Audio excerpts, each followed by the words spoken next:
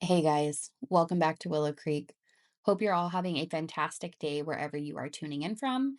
So, in today's video, we are going to be canning up some spaghetti sauce, and I am going to walk you through exactly how we're going to do this.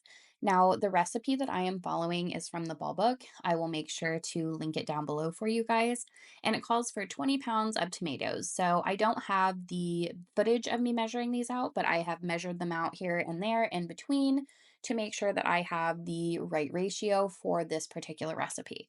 So, throughout the season, whenever I'm busy, I just like to store my tomatoes in the freezer. It makes it really convenient for me to come back to them whenever I have time to process big batches like this. So, I just go ahead and fill my stock pot up and let it go ahead and simmer. Here's my daughter helping me pull more out of the freezer bag. And then I always make sure to add just a little bit of water to the pan so that nothing's scorching at the bottom.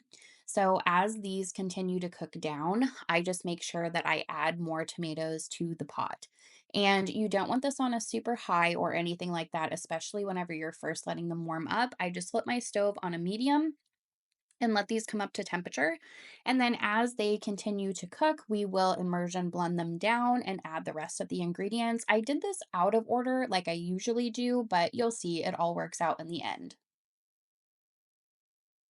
All right, guys. So I just got back from the grocery store. The tomatoes have been simmering on my stove for probably an hour or so. So they are ready to move on to the next step.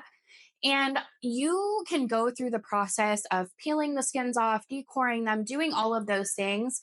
And if I had a better method of like accommodating all that, I totally would. So my method for making spaghetti sauce is going to be really simple, really basic. I just don't have like an automatic sieve and a way to pull the skins off, get the seeds out, go through all the process of that. So my family and I are not super picky in particular on that. If you are, please go through the entire method that is recommended. We just personally don't really care. And it saves me a lot of time. So maybe eventually, like whenever my finances are a little bit better in order and I'm not building a house, I will invest in some more equipment to properly make spaghetti sauce in that way. But for now, this works for me. So I went ahead and pulled my immersion blender out. Now, if you don't have an immersion blender, you can run this in the blender or food processor and just do it in batches. That also works too, but I'm going to go ahead and use my immersion blender and get this blended down, and then we will move on to adding the rest of the ingredients. And I will make sure that I put in the description for you guys the entire ingredient list for this specific recipe in the Ball Book and what page you can find it on. Okay, so I will link this immersion blender down below. This is the NutriBullet immersion blender, and I absolutely love it. If you are looking for a good immersion blender and need a good recommendation, I would highly recommend this one. Now, you do want to be careful when doing this because the contents in this pot are incredibly hot. So make sure you stand way, way back. But I got all of that blended up, and here is where I goofed. Now, usually, whenever I make my spaghetti sauce, I put my onions and my seasonings and everything in the pot and bring it up to temperature. Well, on this day, I blended it and then I went to chop my onions and I went, oh shoot, I needed to blend all of this together at the same time. So, not a big deal. I'm just dicing all of these onions up, and I end up using a couple yellow, a couple red. The recipe calls for 2.5 cups, so that's what I went with. And I just get all of these diced up and thrown back in the pot, and then I just decided to blend it up again. There was really no other way to do it. Otherwise, the onions would have been incredibly chunky in our sauce, and we don't want that. So, not a big deal. I just get all of these chopped up, and then I have to reblend the sauce down, but it all works out. It was totally fine. Just a little bit of an unnecessary step on my part. So, I got all of those in there, and then I added some garlic. Now, you can add fresh garlic if you'd like. And then I added a bunch of homegrown home dehydrated basil. And this is not in the recipe, but this is some dehydrated celery that I had on hand that needed to be used up that I thought would taste good in there anyway. So I just went ahead and added it. And then I'm also adding 1 can of tomato paste. Now, this is totally optional. The recipe does call for it, but if you don't want to add the tomato paste, you could just cook this for longer. But in my opinion, it does speed up the process a little bit. So there you can see it's pretty runny at this point.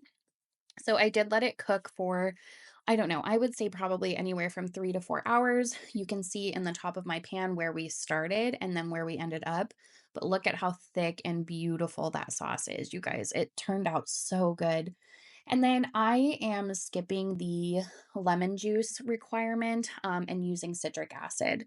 If you've watched my previous videos, lemon juice in certain applications is just not my favorite, and spaghetti sauce happens to be one of them. So instead of changing the flavor of the spaghetti sauce, I just decided to use citric acid. Now, you can get really fancy with your spaghetti sauce. You can add tons of different things, tons of different seasonings, and I have done that in the past, but I have found that the water bath canner really intensifies those flavors. So I go simple and then add to it later.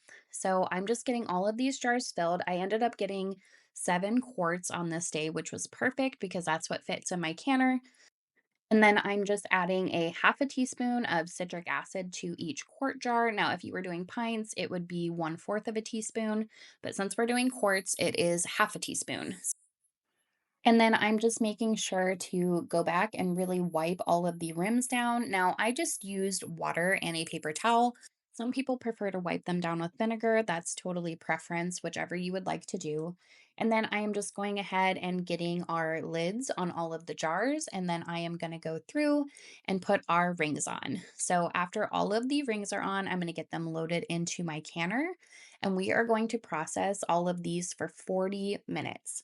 Now, I didn't have quite enough water in the canner whenever I put all of these in here. So, something that I like to do, I keep a milk jug, just an empty one that I can fill up and add water to my canner so that I don't have to go back and forth from the stove to the sink every single time that I need extra water. So, after 40 minutes, I went ahead and pulled all of these jars out and they look absolutely phenomenal. The sauce is so good, you guys. Spaghetti sauce is so easy.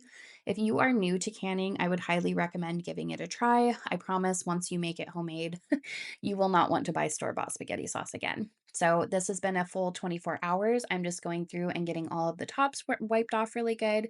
No siphoning, no icky bits in the water, so that was really nice. So I'm just making sure I get all of these clean. And then I am going to go through and get them labeled up, and these will be put on our shelf for later use. So, like I said, we got 7 on this day. That's awesome. I know I have enough to do 7 more in my freezer, so we will definitely be making another batch. So, look out for that in a future video. But I just wanted to say thank you guys so much for watching. I hope you guys have enjoyed the video. I hope you learned something. If you have any questions, please always feel free to ask down below. And I hope you guys have a fantastic rest of your week. See you next time.